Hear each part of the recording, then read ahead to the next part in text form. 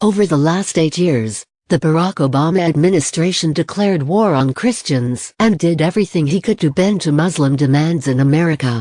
From the Obamas' very first Christmas season in the White House, they made sure to freeze out the Christian tradition in favor of being more inclusive to other religions including Islam. A perfect example of that would be how Obama chose to celebrate Ramadan during his time as president and even held many iftar dinners on the White House grounds. For years, Christians were kicked to the side as Obama and liberals made a mockery of everything our country was founded on years ago. Muslims in America and around the world only became more emboldened as Obama allowed them more power and status and even went as far to say that Islam was the real religion of peace. Finally, after years of constant abuse from Obama, the American people elected Donald Trump to get our country back on track.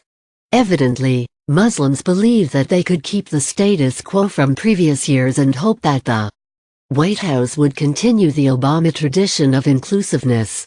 Not one to ignore anyone's calls, President Trump decided to answer them the only way he knows how, and it is brilliant. For too long, the American people were made to feel ashamed for celebrating Christmas. Media pundits, politicians, and even the so-called former President of the United States, Barack Obama, lectured us for saying Merry Christmas.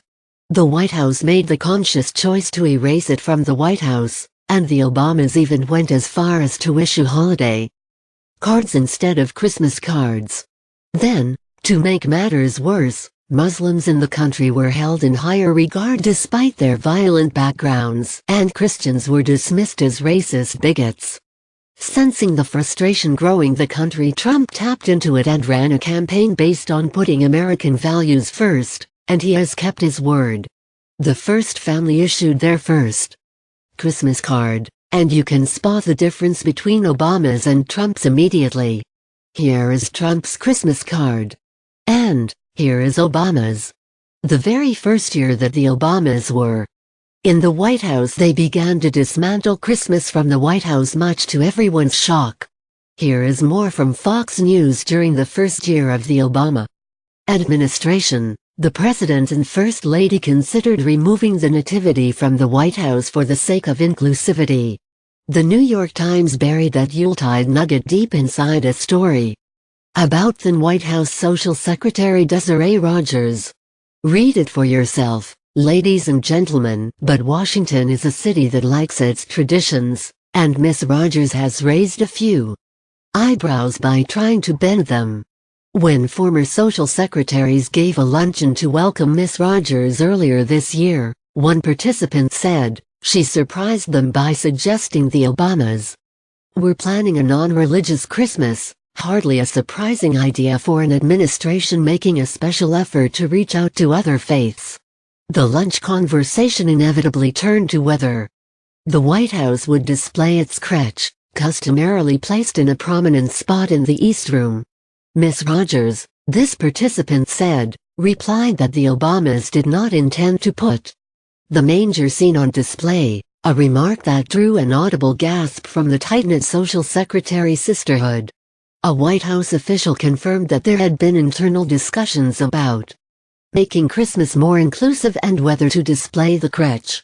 Yet in the end, tradition won out. The executive mansion is now decorated for the Christmas holiday, and the crèche is in its usual East Room spot.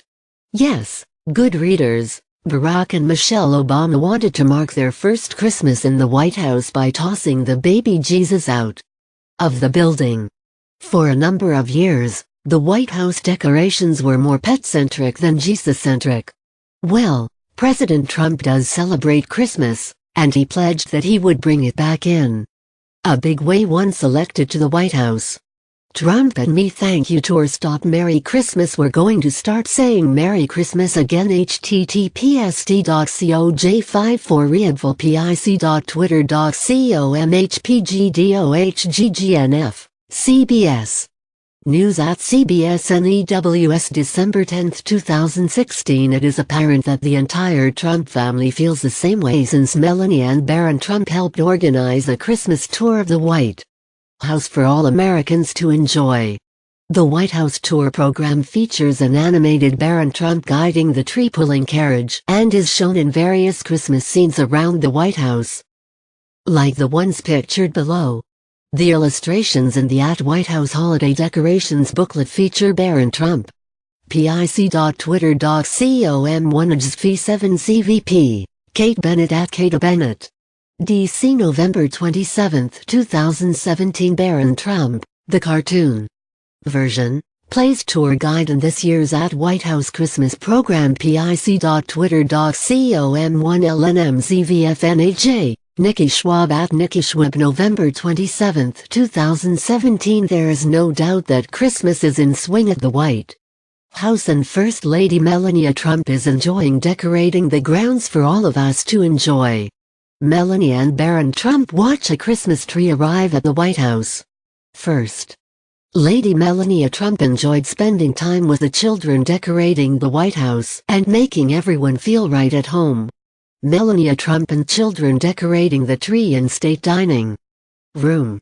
The children who came to the White House to help decorate were taken aback by the First Lady's graceful demeanor and stunning good looks. One child even exclaimed, "She looks like an angel," and it is not hard to see why. And it is not just the inside of the White House that is being decorated for the Christmas holiday season. Even the outside of the grounds are getting a dose of Melania's touch, and wreaths can be seen hanging from the White House windows.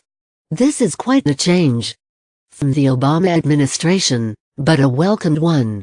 For too long we were told to push aside our time-honored traditions such as celebrating Christmas, since they offended others like Muslims. Now, these Muslims can do either one of two things if they wish to stay in America. They can begin to assimilate into our culture and traditions, or they can leave and go back to wherever they came from. The time of political correctness is over, and it is about damn time. Follow us on Facebook @Freedom Daily.